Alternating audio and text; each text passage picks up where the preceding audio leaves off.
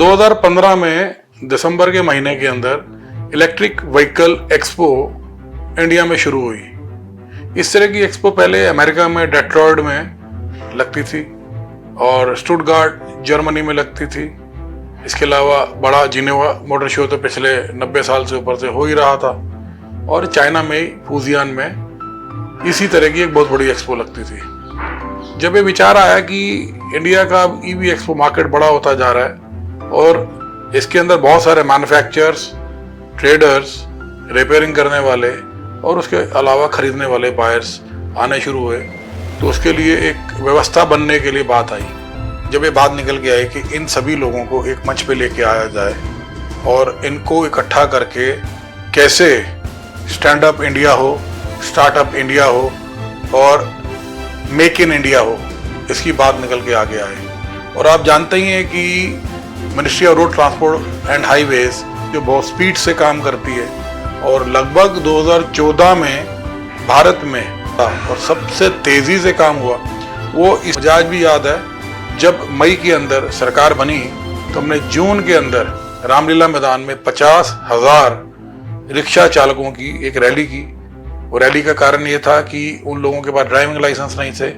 Registration की दिक्कत थी, क्योंकि 1988 मोटर व्हीकल एक्ट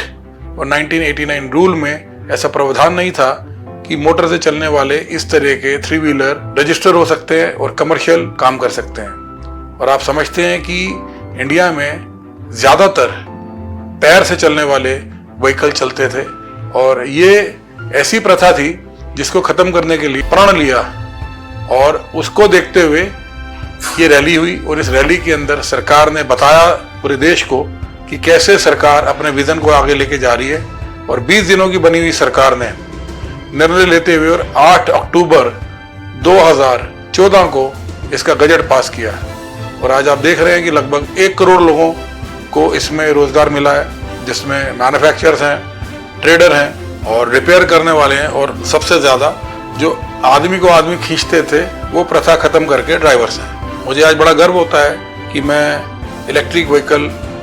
फेडरेशन के माध्यम से ईवी एक्सपो और बाकी सारे काम को आगे बढ़ाने में सरकार के साथ, इंडस्ट्री के साथ काम करता हुआ आया और ईवी एक्सपो ने इसमें मील का पत्थर साबित किया।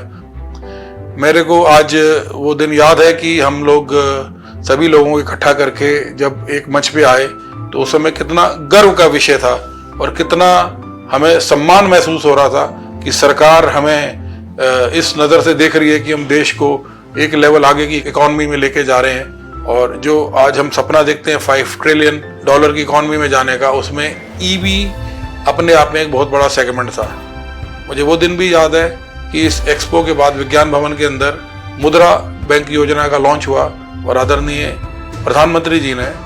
इसके अंतर्गत जिन ट्रेड को आगे बढ़ाने की बात की, जिसमें लोग एक लेवल अपनी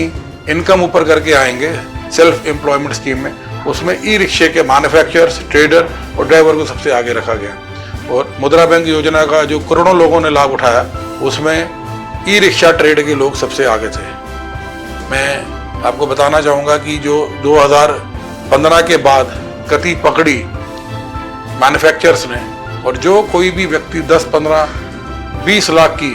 पूंजी से इस बिजनेस में आया था, आज वो 500 करोड़ से ऊपर का आदमी है।